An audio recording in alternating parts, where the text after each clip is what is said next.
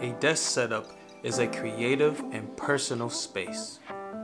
It is your unique interpretation of how a work surface should look. Everything from the monitor, mouse, and keyboard, down to the smallest of trinkets. The items you choose to decorate and surround yourself with here have a purpose.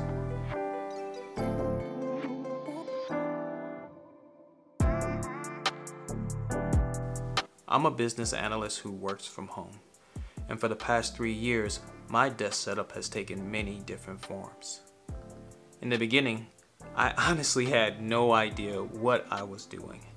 I watched a lot of YouTube videos and would look at different products, and ultimately, I made impulsive purchases without doing much research. My first thought was to have an all-in-one solution. One where I could work during the day and then convert to a live streaming game setup later in the evening. Here was the result. This actually was my primary setup for quite some time. However, I easily became distracted with my game consoles and my gaming PC. And in addition, there were a slew of power cords, which made cable management very complicated. So this year I decided to make some changes.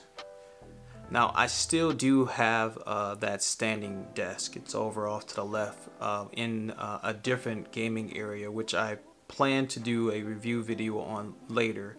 But for the purpose of this video, I wanted to make a budget-friendly workspace, one that hopefully would inspire you when you're looking at products and devices to deck out your space. Now, what would a setup be without the desk? So I think we should start there. And kicking us off is going to be the IKEA Alex drawers. Now these drawers are no stranger to YouTube videos. There are just tons and tons of videos out there showcasing this piece as a part of the desk setup. And the reason is because of its versatility. It's a clean look that's easy to mix with other styles, and it can either be used as a desk as a whole like I have it, or as a standalone piece. Now the color that I opted for is a gray turquoise, but I believe it also comes in white and then a black brown color. I just wanted something that was unique and kind of stood out, so this gray turquoise I think really did the trick for me.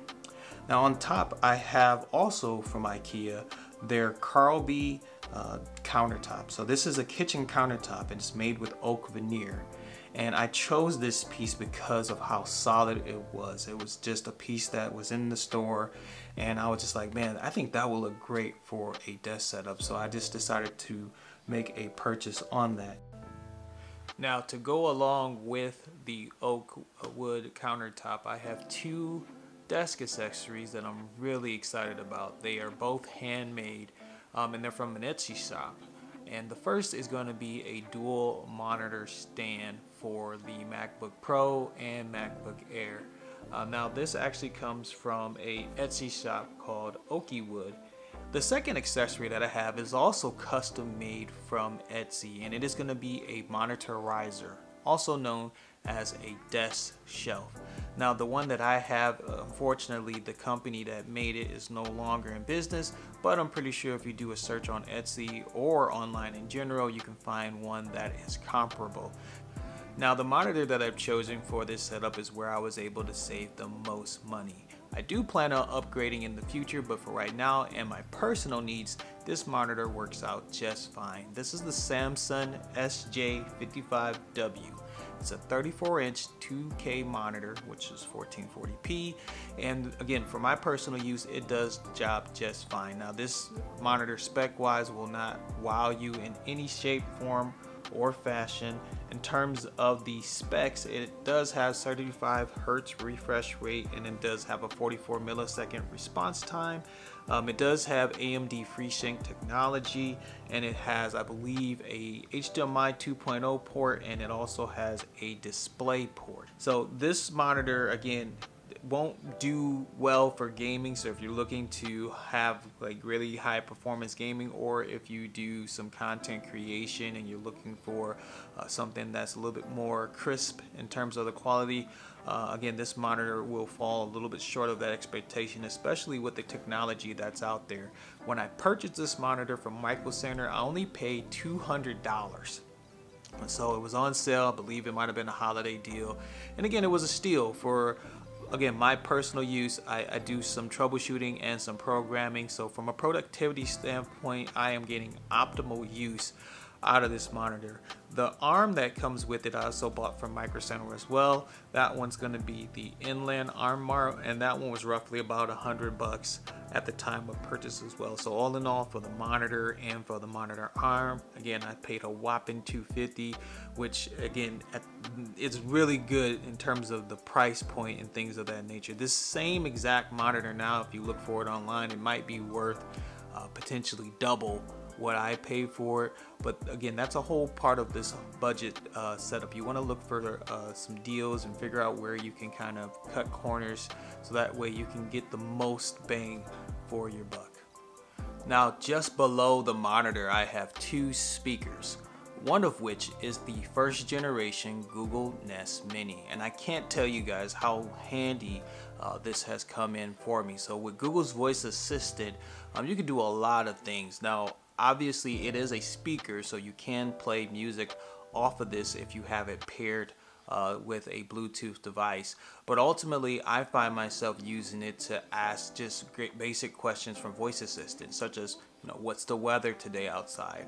Or, even something as simple as what time it is, or how to spell a word. A lot of times I'm troubleshooting and programming, and I'm supporting my clients, and I do find myself needing to get answers on the fly. So I will have the other speaker, the Jabra Speak 40, which we'll talk about in a second. I'll have that on mute. Then I'll ask Google a question about something that I'm researching, and then I can provide that real-time feedback on the fly without actually having to stop and type something in or key something in. Now, don't get me wrong, I do still type and search certain things online, but the voice assistant on the side to kind of get those quick on the fly type of questions answered really does come in handy. Now, just to the right of the Google Nest Mini is going to be the Jabra speakerphone. This is a conference device, and this is actually from a lineup of speakerphones that Jabra makes. This is their second version or second generation of conference devices. These are the Speak 2, and they come in three variants: the 75, the 55, and I believe the 40, which is the version that I have. And the difference between the three, I think, as you go up in quality, is some of them are wireless, some of them have Bluetooth connectivity. I opted for the lower end model that you plug in because I'm going to be more or less stationary with this device, and again, for my personal needs, it works out just great. Now, this device is just excellent. It's compatible with Microsoft Teams.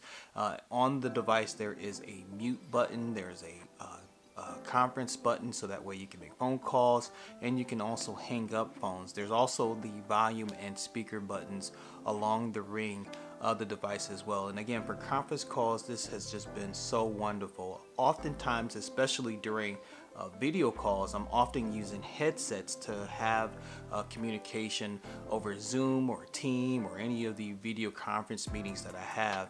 And the advantage that I have with the Jabra speakerphones is now I can just take those headphones off and speak clearly using that speaker. And there's no offense to headsets, it's just that when you're looking at a headset and speaking to someone, sometimes, especially during a conference call, it can look aesthetically not pleasing, if you will. And then oftentimes some people will have a green screen, and the headphones would kind of diminish, if you will, that green screen quality when you're not trying to show the background in your video call. So here's a quick example, or at least a quick conference call that I had with one of my colleagues at work, so you can hear the sound from the Jabra Speak 40.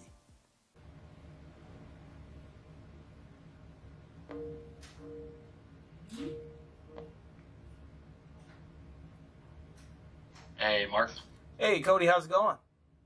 Doing well, how are you? All right, you are officially being recorded right now, sir.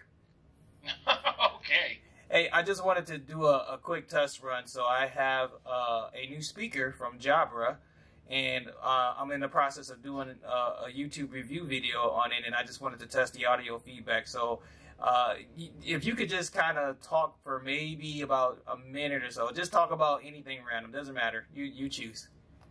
Sure. Well, do you know how hard it is to try and get, like, as a new streamer, to get subscribers or just to get people to join in on that stream? Because it is difficult. I tell you what, I've been doing it for a while now, and I still only getting like 2 or 3 people per stream. Just not seeing a lot of growth there. I'm just really just rambling at that now, just trying to get this to work for you and see how it sounds. You sound great on this end, so the mic quality is very good on it.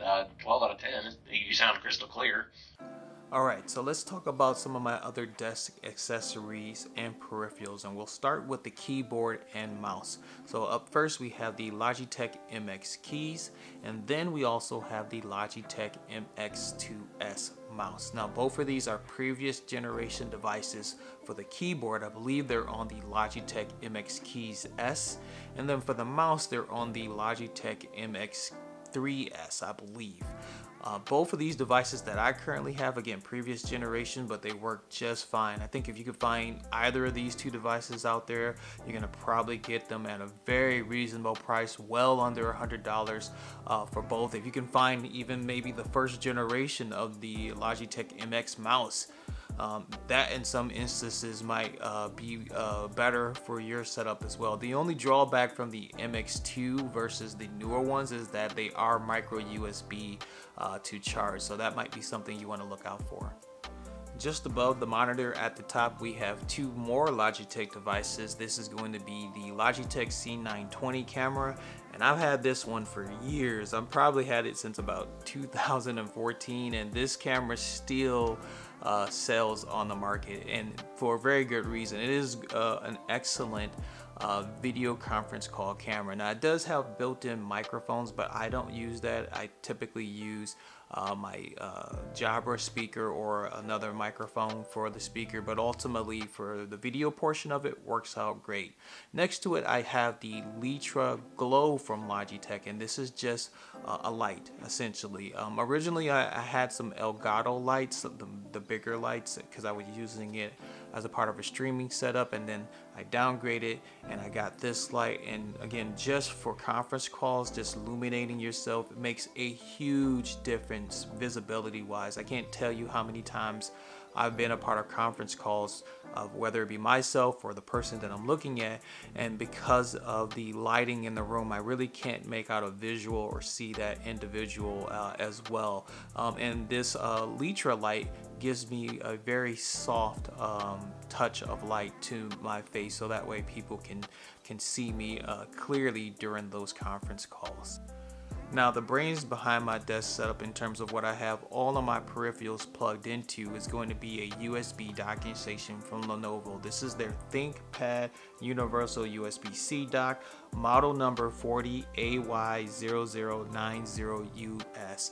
They have several models out there, but I chose this one in particular because it was compatible with both laptops and Apple MacBook devices. So that was really a key in my setup, because I do have a personal MacBook that I plug into this setup from time to time.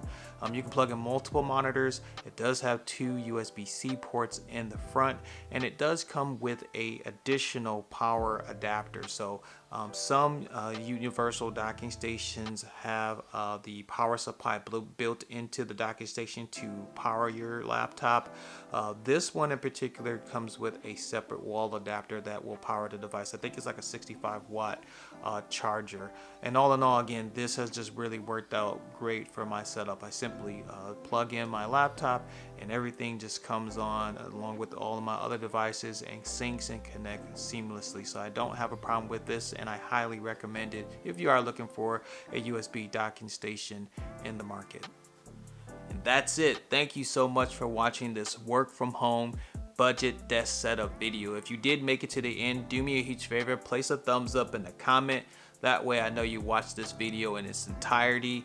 If you are interested in any of the products mentioned, I will have a link to a website called Kitco, and within that link there will be a product description link for everything that I bought and where I purchased it. Hopefully you guys enjoyed, and we will see you in the next one.